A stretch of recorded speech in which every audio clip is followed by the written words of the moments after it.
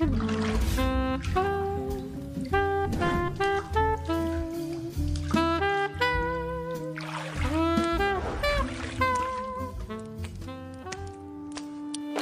po, ako po si Linmo.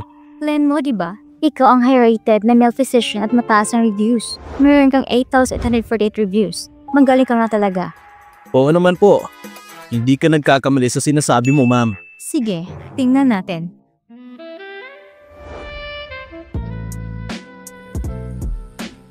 Sige.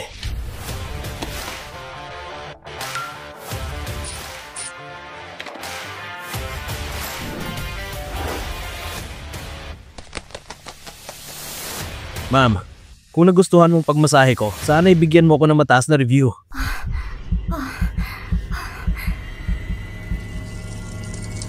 Lumalabas yung simptomas sa'yo. Pero malilate na ako sa next client ko.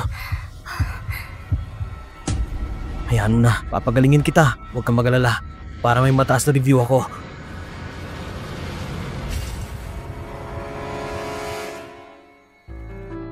Ma'am, gising ka na? Di muna ako umalis para maalagaan ka.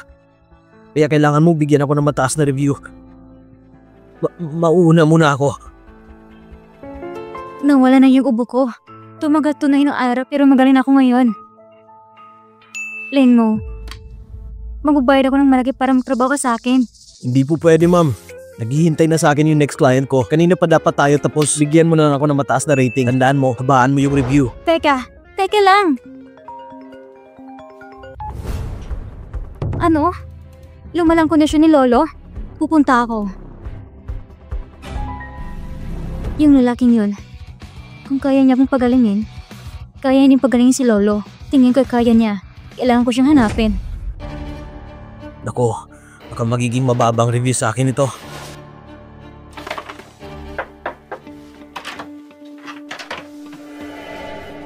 Hello po. Nabalian ka ba ng mga paa? Bakit ngayon ka lang? Yung huling customer ko kasi, nagkaroon ng emergency. Kailangan ko siyang tulungan kaya ako natagalan. Binilan po kita ng milk tea. Pasensya na talaga. Late ka diba?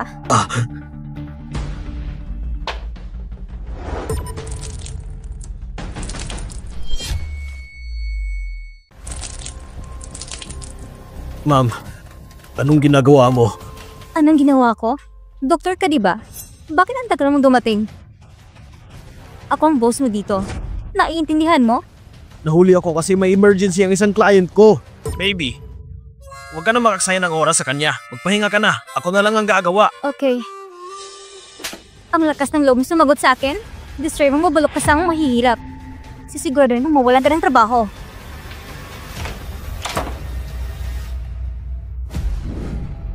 Nagtatrabaho ako ng maayos tas itong isusukli nila sa akin.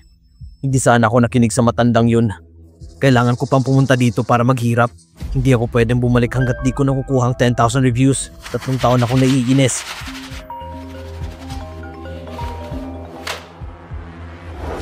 Hello? Linmo, kumusta ka nito mga nakaraang taon? Anong kumusta? Alam mo bang 3 taon ako naghihirap dito? Linmo, mukhang hindi mo naiintindihan. Gusto ko lang na mapabuti ka. Mapabuti? Hindi ako masahista. Doktor ako. Ginawa mo pang libre yung serbisyo ko? Sumusobra ka na, hindi ba? Ito'y dahil ayaw mong palagpasin ng pamilya Lin noon. Napasobra ka ng practice sa Kung Fu. Natatakot akong mapasobra ka sa practice. Kaya pinababa kita dyan sa syudad. Tingin mo ba masaya akong nakikita kang nahihirapan? Alam mo ba ang paghihirap ko? Wala akong pera, halos hindi ako makakain. Gumagala ka pa sa club kasama ang mga babae mo? Wala ka bang konsensya? May sasabihin ako sa'yo magandang balita. 3 taon ka na dyan. Ang masamang katangian mo ay malapit nang mawala. Kailangan mo maghanap ng babae na malakas sa yin at yang. Kapag nakita mo na siya, mawawala na yan ang lubusan. Kapag nabalansin ang enerhiya sa iyong katawan, ipapamana ko sa iyong pagiging heavenly doctor. Hindi na rin ako magtatagal sa posisyon ko. Kalahating buwan simula ngayon ay yung seremonya ng pagpapasa ko sa iyo bilang heavenly doctor. Kalahating buwan na lang, saan ako makakahanap ng babaeng tinutukoy mo? Nahanap ko na siya para sa iyo. Sa ilalim ng higaan mo, may marriage certificate doon. Kunin mo at pumunta ka sa Pamilya Zoo para magpakasal. Kailan mo pa ito hinanda? Ilang taon na nakalipas nung tinulungan ko si Mr. Zoo. Nagmamakaawa siya sa akin tungkol sa kanyang apo na babae. Meron siyang maganda na enerhiya. Sigurado kung mabuti siya para sa'yo. Mababalance ang yin at yang mo. Kaya pumayag ako. Ika-70 karawan niya bukas. Kaya tanggapin mo ng kasunduan at pakasalan mo na siya. Kapag sumunod siya sa kasunduan, madudugtungan ang buhay niya ng 20 taon. Hello? Hello? Hello? Miss Jiang, nahanap na po namin siya. Ang pangalan ng masaysay si Lane Mo. Nalaman ko rin ang ginalit siya ni Suning, kaya matatanggal siya sa trabaho niya pero nag-quit siya. Sabi ng katrabaho niya, mukhang masaya pa siya sa nangyari. Mukhang pupunta siya sa party ng Pamilya Zhu. Magbigay ka ng mensahe sa Pamilya Zhu. Sabihin mo na dadalo ako sa birthday party para kay Mr. Zhu. Yes, ma'am.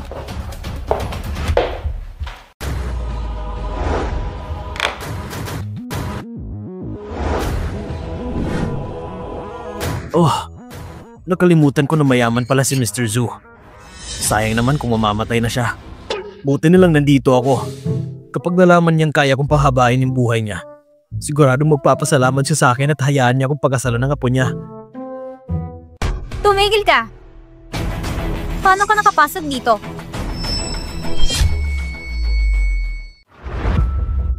Ito ay special handad para kay Mr. Zhu. Ang mga katulad ay hindi dapat nandito. Naliligaw ka ata. Hindi ako nandito para magmasahe. Ha? Hindi ka nandito para doon? Kasi natagal ka sa trabaho. Sinabihan na kita. Nababagay sa'yo ang mabulok kasamang mahihirap. Sa salita ko lang. Kaya kitang tagalin sa trabaho. Hindi ka na makakabangon ulit. Napakadaldal mong babae ka. Alam mo bang pwede kitang kasuhan sa ginagawa mo? Walang hiya kang lalaki ka. Nandito ka pa sa pamamahay namin. Ang lakas ng loob mo. Bakit hindi ka na lumuhod ngayon? Sampalin mo sarili mo habang sinabi na mali ako at pulubi. Kapag ginawa mo yun, baka maawa pa ako sa'yo. Pero baka balhin kita ng paa. May appointment ako ngayon, nandito ako para sa birthday ni Mr. Zhu. Ganito niyo ba tratuhin ang mga bisita niyo? Ha? Nandito ka para sa birthday party ni Lolo. Ikaw, nababagay ka ba dito? Lolo? Ito yung babaeng sinasabi ni Master. Siya yung papakasalan ko? Ang alam ko, ang nararapat na dumalo sa birthday party ni Lolo ay ang mga sikat na tao sa Jiangsheng. Isa kalahan pasdupa at na masahista. Bisita ka namin? Tingin ko, dahil wala ka ng trabaho. Nandito ka para makikain? Go! Mas pipiliin ko pang ibigay sa baboy ang mga tirang pagkain ng pamilya namin kaysa ibigay namin sa'yo. Umalis ka dito. Hulube. Nagkakaawa naman ang lalaking to. Security, ilabas itong lalaking to at bubugin niyo ng matauhan. Ayoko siyang makita dito. Tumigil kayo! Lolo, Mapa, buti nandito na kayo. Ikaw bata ka. Di ba sinabihan na kitang maghintay? Si Miss Jiang ay dadalo sa party natin. Malaking karangalan yun para sa pamilya natin. Sinabihan na kita ng mga kailangan mong gawin. Hindi ka pa rin talaga nakikinig. Ano bang ginagawa mo? Lolo, siya kasi gumagawa ng gulo ditong lalaking yan. Baka matabo yan si Miss Jiang. Ipapadampot ko na nga dapat siya palabas. Oh, siya. Hoy bata, pupunta na dito si Miss Jiang. Huwag mo kaming ipahiya. Ang pamilya Zhu namin ay unti-unting umaangat dito sa Jiangsheng. Mahalaga sa amin ito. Opo, Lolo. Mr. Lane Mo, umalis ka na dito. Kung ayaw mong mandiri si Miss Jiang, umalis ka na lang dito. Sinabihan na kita, nandito ako para mag-celebrate sa birthday ni Mr. Zhu. Bata, makakalimutin na ako. Pero hindi ka ata kasali sa inimbitahan ko, tama ba? Mr. Zhu, ang pangalan ko ay Lin Mo. Galing ako sa pamilyang Lin. Nandito ako para sa master ko para makidalo sa birthday mo. Ang pangalan ko ng master ko ay si Lin Yishan. Naaalala mo ba siya? Yishan! Ano? Lin Yishan? Karespe-respeto ang master ko. Malayong-malayo siya sa'yo, bata. Huwag ka naman gulo dito sa salo-salo namin. Bumalik ka na sa bundok. Hindi ko alam kung saan ka nanggaling. Pero hindi mo kami nakikilala. Ang kapangyarihan ng pamilya namin. Hindi mo kayang pamilya Zhu namin. Ma, sa panahon ngayon, madami na talagang mapapanggap na tao bilang master. Mukhang hindi niya kilala ang pamilya natin. Puro lang din kasi sinungalingan ang sinasabi niya. Ang alam ko, isa lang siyang masahista. Tahimik! Lin Mo, hindi ba? Sinagip ni Dr. Lin ang buhay ko. Dahil isa ka sa mga estudyante niya, pwede kang manatili. Apo ko, bigyan mo siya ng upuan at lamesa sa labas. Opo, Lolo. Maswerte ka, Mr. Lin. Kumain ka ng madami mamaya, ha? Ang mga ganitong okasyon ay minsan lang mangyari sa buhay mo. May ibang sadya pa ako dito maliban sa batiin ka. Ang kapal ng pagmumukha mo, iho. Isa ka lang pulubi sa labas. Sino ka para magdiman sa pamilya namin? Ma, kumalma ka. Papunta na dito si Miss Jiang at magiging sikat lalang pamilya natin. Kaya nakakaalala ang ibang tao sa mga utang na loob natin sa kanila. Ngayon, gusto na nila ng kapalit. Bata, ngayon ay ang karawan ni Papa. Dahil sinagip ng master mo ang buhay niya, hayaan kitang manatili dito sa party para mabayaran namin ang utang na loob namin. Hindi yan ang sinabi niyo dati. Dati, ano bang gusto mo? Dati, may marriage certificate na kasunduan yun ni Master. Nakalimutan mo na ba? Pa, ano nangyayari? Kailan to nangyari? Bakit hindi namin alam? Paano mo mabibigay ang apo mo sa lalaking yan? Tama pa. Isa lang siyang pulubi sa labas. Hindi siya napabagay sa anak namin. Tingnan mo ngayon sarili mo. Nakakadiri. Lintang nakasipsis sa mayamang pamilya. Ganon? Ganito palang ugali ng sikat na pamilya Zhu. Puro kayo mga basura. Nakakahiya kayo. Ano? Ikaw? Security. Palabasin niyo tong taga-bundok na to. Anong problema kung taga-bundok ako? Makapangyarihan ba ang pamilya nyo? Oo. Makapangyarihan talagang pamilya namin. Kayong mahirap na nilalang mga bastos ng ugali. Natuto kayong umaalam ng lugar niyo. Isa kang basura. Paano mabubuhay ng anak ko? Tatang, nakapag-desisyon ka na ba? Lolo, kung totoo man ang sinasabi niya, tutol po ako. Hindi ko alam kung saan ka kumukuha ng lakas para pumunta dito at sabihin sa lahat na ikakasal ako sa'yo. Isa ka lang pulubing masaysa na taga-bundok. Paano mo naisip na nararapat ka sa akin at maging parte ng pamilya ko? Sa mga mata ko, magkapareha lang kayo ng aso ko. Naiintindihan mo? Hindi ka nababagay sa akin. Tama. Hindi ako nababagay sa'yo. Sa totoo lang hindi din kita type. Sadyang ang mga bagay na to ay hindi tungkol sa atin ngayon. Hinihintay ko ang sagot mo, Mr. Zhu. Mr. Zhu, tatanungin kita. Yung pinangako mo noon, tutuparin mo ba? Nandito na si Mr. Kim! Ano bang problema mo? Pinipilit mo pa rin si Mr. Zhu? Sino ka ba sa akala mo? Sasabihin ko to sa'yo. Teritoryo namin tong Jiangsheng. Kung alam mo nakakabuti sa'yo, umalis ka na dito. Sino ka ba? Isa ka ng hampas lupa. Maswerte ka at nakita mo ako. Buti at nagkakilala tayo. Siyang tagapagmana ng pamilyang Kim. Ang susunod sa yapag ng pamilya niya dito sa Jiangsheng. Hindi siya katulad mo. Hindi mo mapapantay na katulad niya. Sasabihin ko sa iyo ang totoo. Ang handaan namin ngayong araw ay hindi lamang para sa birthday ni Lolo. Ito ay para i-announce sa lahat ang engagement namin ni Mr. Kim. Kung ganun, hindi ka parte ng pamilya Zhu. Bakit nakikisawsaw ka dito? Anong sabi mo? Hindi mo ba ako naririnig? Sabi ko, bakit ka sawsawero? Gusto mo bang mamatay? Security! Bugbugin niyo siya! Itapon niyo siya sa ilog at ipakain sa mga isda! Ikaw, katapusan na. Hinihintay ko pa rin ang sagot mo. Sagot ko? Ang kasunduan ay bunga lang sa kalasingan namin. Hindi yun totoo. Kung ganun, ayaw mong aminin ang mga nangyari. Hindi yan totoo. Ako si Mr. Zhu. Tumutupad ako ng kasunduan kaya hindi ako nagsisinungaling. Pero para sa ikakatahimik mo, kinakansila ko ang kasalan. Sigurado akong alam mo na hindi ka nababagay sa apo ko. Pinapamukha mong tanga sarili mo. I-cancel ang kasalan. Mr. Zhu, pinag-isipan mo ba ito ng mabuti? Di ba nga ikaw yung nagmamakawa kay Master? Nagmamakawa ka sa kanya para sa kasalang to? Sumasobra ka na talaga. Di mo ba kilala si Lolo? Bakit naman siya magmamakawa sa master mo? Alam kong galing ka sa bundok. Pagkadarinig mo na ang master mo at ako ay magkaibigan. Wala kang may pagmamalaki dito. Hindi naman mahirap intindihin na dapat alam mo din na nagsisimula ng sumikat ang pamilya namin. Kahit nga si Miss Jiang ay gusto ang pamilya namin, ang mga katulad mo ay di makakapantay sa estado ng buhay namin. Pero hindi ko nakakalimutan ang nangyari noon. Sinagip ng master mo ang buhay ko. Aaminin ko may utang na loob ako. Apo ko, bigyan mo siya ng 100,000 at palabasin mo siya dito.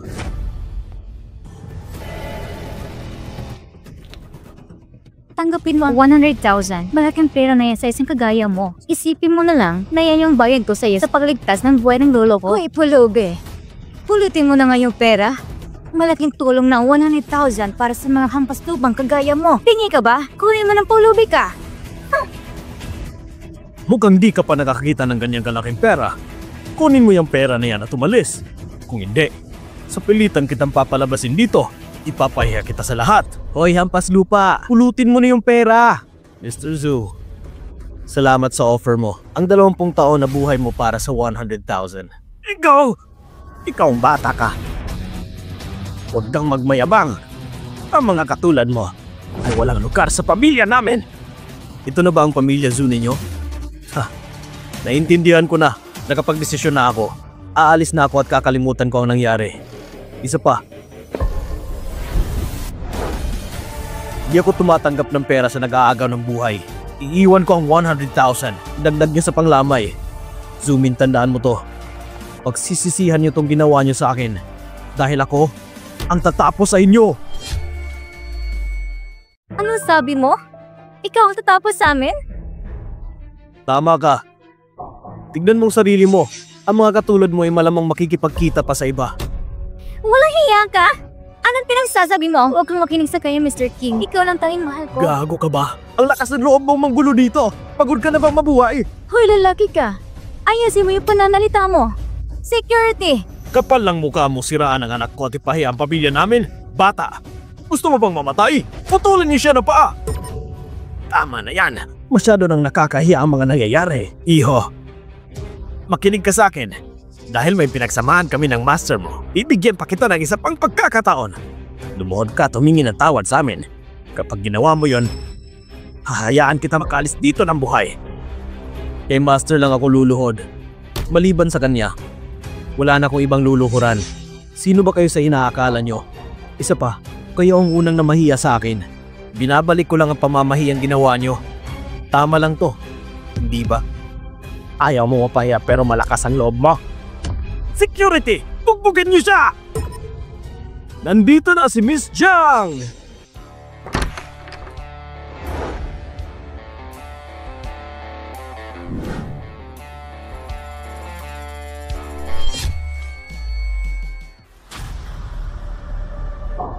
Miss Jiang, buti nakadalo ka. Kanina ka pa namin hinihintay. Miss Jiang, malaking karangalan sa amin na nandito ka. Pero kasulukuyan kami ginugulo ng hapaslupa na to. Kanina pa namin siya pinapaalis. Sana ay okay lang sa'yo. Okay lang. May titingnan lang din naman ako sandali. Kung may gagawin pa kayo, unahin niyo na muna. Isa pa, birthday ngayon ni Mr. Zhu. Hindi ko inaasahan na pati ang panganay ng pamilyang Jiang ay dadalo. Mukhang masisikat pa ang pamilya niya sa Jiangsheng. Oo naman, lalo na ngayon na nasa pangangalaga ni Miss Jiang pamilya namin. Hindi magtatagal. Makikilala palala pamilya namin. Maraming salamat, Miss Jiang. Aasikasuhin mo na namin ang hampas lupa na to. Hindi namin sasayangin ang oras mo. Hoy, ikaw! Umalis ka na dyan. Nakakaharang ka kay Miss Jiang. Naririnig mo ba ako? Huwag kang humarang dyan. Kapal talaga. Kung alam mo ang nakakabuti sa'yo at kung may utak ka pag nagagamit, umalis ka dyan at humingi ng tawad kay Miss Jiang. Hahayaan ka ng pamilya kung mabuhay. Kung patuloy ka magmamatigas, hindi ka makakalabas dito ng buhay. Hindi ba sabi ko sa inyo, hindi ako luluhod sa mga katulad nyo? Hanggang ngayon, nagmamatigas ka pa rin talaga? Sige, papakita ko sa'yo ang bagsik ng pamilya namin. Security, patayin niyo itong hampas lupa na to. Sandali lang, ang dapat na parusa ay ang pamilya niyo.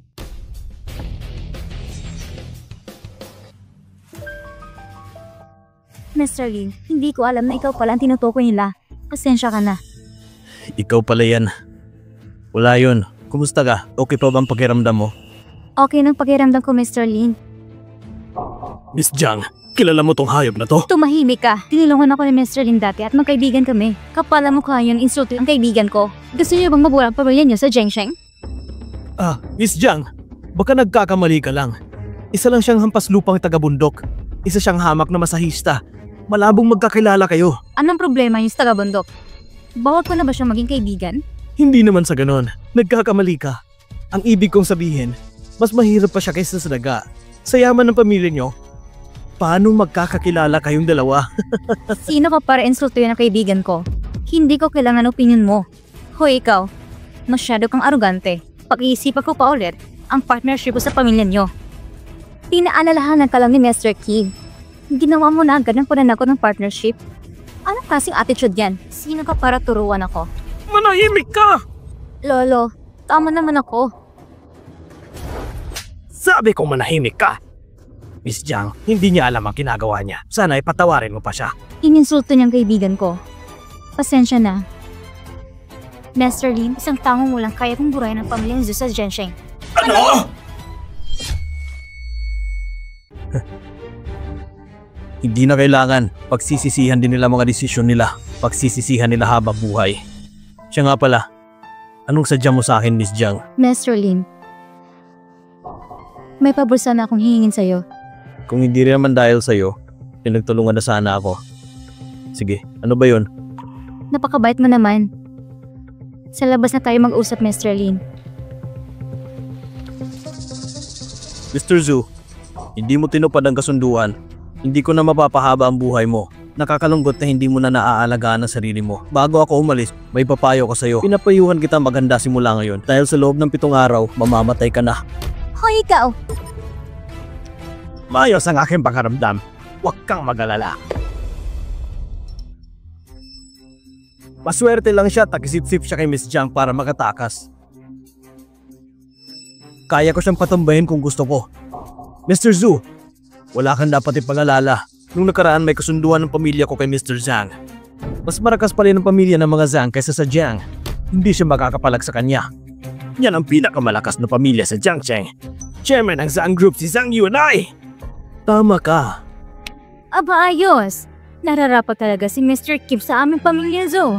Hindi ba? Maaasahan talaga si Mr. Kim kahit kailan. Ang sabi ng ampas lupa, pagbabayarin niya ang pamilya natin. Kalokohan. Kung kalyansa natin si Mr. Zhang, kahit si Miss Jiang hindi niya kakayanin. Kung gusto natin siyang patayin, madali lang yon. Ang hampas lupa ng katulad niya ay nangangarap na maging bigating tao. Tingin mo ba bigatin ka? Miss Jiang, salamat nga pala ulit. Mr. Lin, napagaling mo ko. Hindi ako nagpapasalamat sa'yo. Kaya wala lang yun. Huwag mo na kong tawaging Mr. Lin. Tawagin mo kong Lin mo. Ang galang mo sa akin. Kita mo, oh. Hoy, mabuti ka namang tao. Sige, tatawagin kitang Lin mo. Ano? Kinambos yun si Lolo? Lin mo, tulungan mo ko. Pakiusap. Miss Jiang, buti na lang at tagabalik ka na. Butler Lu, kamusta na si Lolo?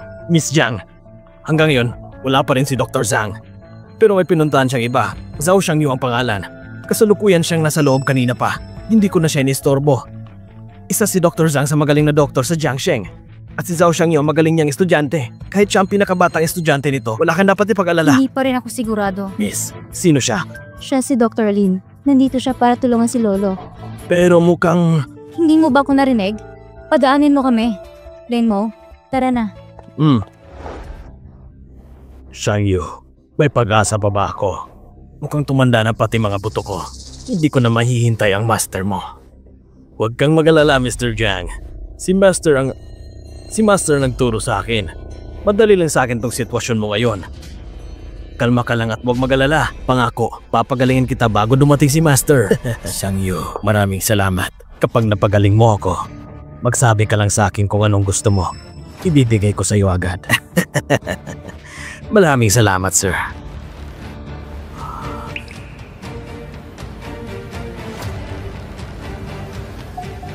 Shangyu, mukhang epektibo nga. Huwag kang mag-alala, sir. Tuturukan pa kita ulit. Sisiguraduhin kung mabubuhay ka. Kung gusto mo siyang mamatay, ipagpatuloy mong ginagawa mo. Sino ka ba sa inaakala mo? Tingin mo ba mas marunong ka pa sa akin? Shangyo, dinala ko dito si Lin mo para matingnan si Lolo. Huwag kang bastos. Talaga ba? Mukhang mas bata pa siya sa akin. Di niya kaya yan. Kaya ko siyang pagalingin. Madali nga lang. Hanggat humihinga pang lolo mo, magiging okay siya. Ang dami mong satsat. Kung talagang magaling ka, bakit ganyan ang damit mo? Shangyu, magmadali ka. Tutukan mo na ako ulit. Huwag kang mag-alala, sir. Ang 13 stitches of the Ghost Gate na master ko ang technique na yan. Pag tinuro ko to sa'yo, Sigurado akong gagaling ka sa sakit mo. Umalis ka na. Gagayahin mo ba ang teknik ko? Ang 13 stitches of the Ghost Gate? Bakit naman kita gagayahin? Ikaw, bahala ka. Gamit ang 13 Ghost Stitches. Kahit pa ilang beses mong panoorin, hindi mo pa rin ako magagaya. Lenmong, huwag kang magalit. Malaki kasing kumpiyansa niya sa master niya. Kilala siya bilang mayabang. Ayos lang. Unang kita ko pa lang sa kanya, alam ko na agad walang kaalam-alam mong lalaki yan sa ginagawa niya. Delikadong ginagawa niya. Pinipilit niya pang gamitin ng 13 Ghost Stitches. Sana kayanin ng lolo mo. Nanganganib pala si Lolo. Siyang niya tumigil ka. Hindi niya nga alam ang problema dito. Hindi niya alam ang sinasabi niya. Miss Jiang, huwag kang magpapaloko sa kanya. Kita mo na, magaling na agad si Sir. Tingin ko'y masusuka siya ng dugo. Ano? Gumagawa ka ng kwento?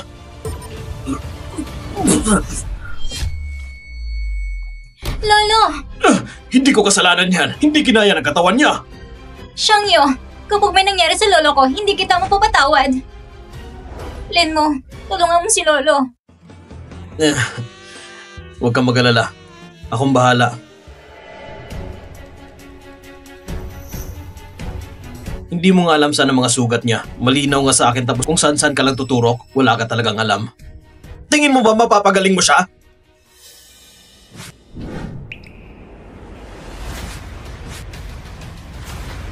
Lakas ng loob mong gayaan ang teknik ko! Mas marunong pa siya kaysa sa'yo. Paano ginagaya ka niya? Ako lang at si Master ang may alam ng teknik na yan. Kung hindi niya ginaya, saan niya natutunan? Kung hindi sa akin, malamang kay Master! Okay na yan. Hayaan na muna natin yung karayom dyan. Gagaling din ang lolo mo. Mr. Lin, pasensya na at hindi ako naniwala sa'yo. Salamat ulit sa pagliligtas ng buhay ko. Sir, nagkakamali ka. Ako ang nagpagaling sa'yo. Ginaya niya lang yung mga ginawa ko sa'yo. Nagkukunwari lamang siya. Sa kanya sasabihin na magaling ka na. Wala kang alam. Sinungaling ka pa.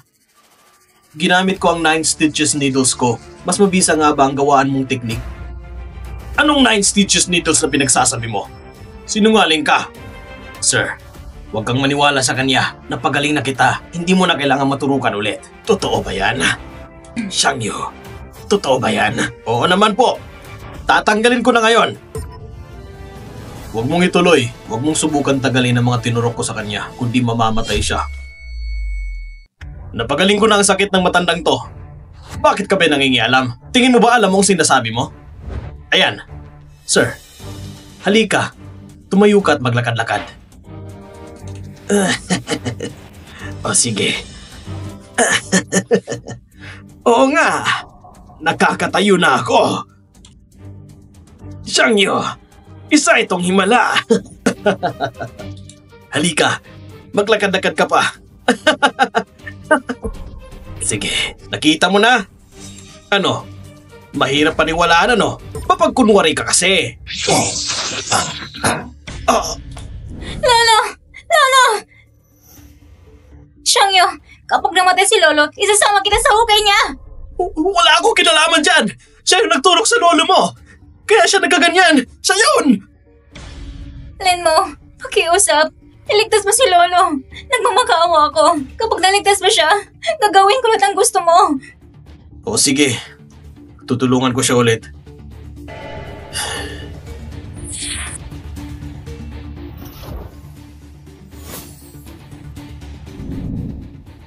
Nagamot ko na siya ulit. Huwag ka na mag-alala. Maraming salamat, Lenmo. Maliit na bagay. Saan ka ba nakahawak? Ano palang gagawin sa doktor na to? Security. Palabasin niyo ang pulpo ng doktor na to. Ngayon din. Teka lang! Diyan, anong nangyayari dito? Master, ipagtanggol mo ako! Ginamit ko ang technique natin na 13 ghost stitches. Napagaling ko ang matandang yan. Pero gumamit siya ng 9 stitches needles. Kaya lumala ang kalagayan ng matanda. Tapos sinisisi nila ako. Tulungan mo ako, Master. Ano? 9 stitches needles? Mukhang alam mo ang teknik na yan. Master! Ang pangalan ko ay Zhang Lingxiang. Hindi ko alam na nandito ka. Patawarin mo ako. Ang pangalan ko ay Zhang Lingxiang. Hindi ko alam na nandito ka. Sana mapatawad mo ako. Master, bakit mo ako sinasaktan? Bakit ka lumuluhod sa kanya? Sino ba siya? Kulang pa ba ang ginawa ko sa'yo? Ikaw tong walang alam. Ang 13 ghost stitches ay malayo sa 9 stitches needles ang ginawa niya. Ang isang tulad ko ay baguhan lamang kumpara sa kanya. Ang nakakaalam lamang na 9 stitches needles ay ang master ko. Dinungisan mo ang karangalan ko. Simula ngayon, tinatakwil na kita. Umalis ka! Master! Wag po, Master! Nagkamali ako! Patawarin mo ako! Pakiusap! Mr. Lo! Yes, sir! Palabisin niyo siya dito at tanggalan mo ng lisensya para hindi na siya makapanakit pa ng iba. Sige na! Opo! Wag! Pakiusap! Wag! Patawarin niyo ako! Master, humihingi ako ulit ng tawad sa ginawa ng estudyante ko. Sana ay mapatawad mo ako.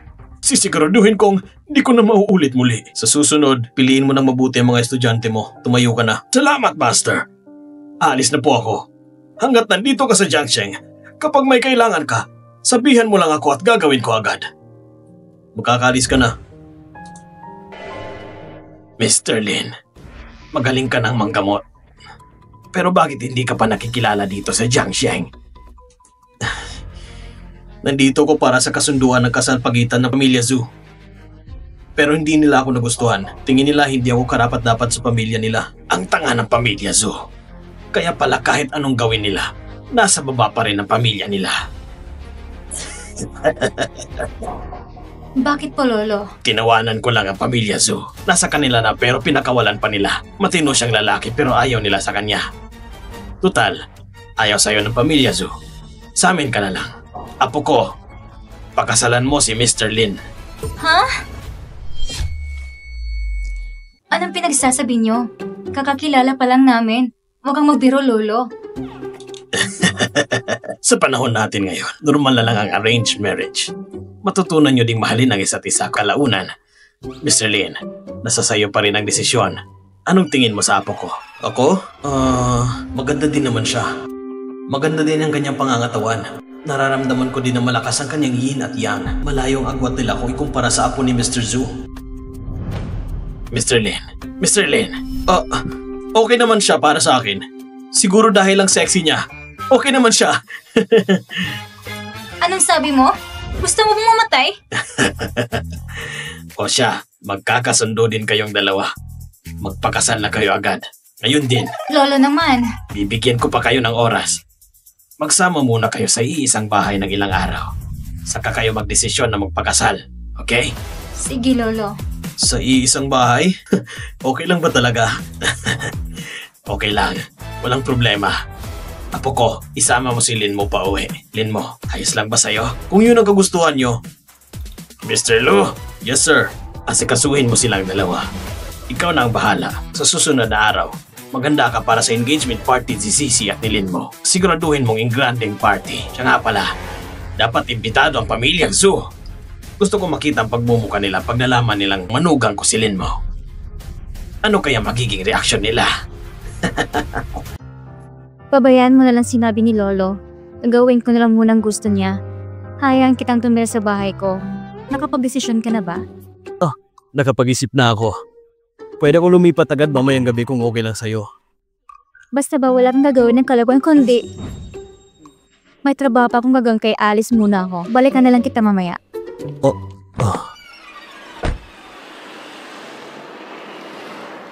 Hay nako, future missus ko. Napakamaldita talaga. Pero nag-aalala lang ako baka manghina ulit ang katawan niya at magkasakit.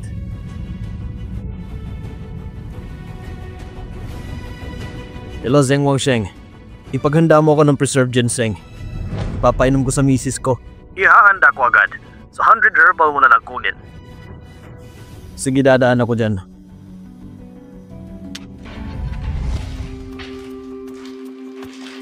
Magandang umaga. Anong gamot ang kailangan mo po? May pinareserve ako na ginseng kanina. Kukunin ko na. Boss, may gustong bumili ng ginseng. Sabihin mo, sinong gustong bumili ng ginseng? Siya po.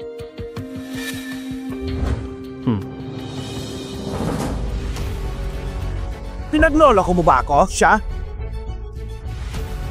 Mukha bang kaya niyang bilhin yung ginseng? Bulag ka bang bata ka?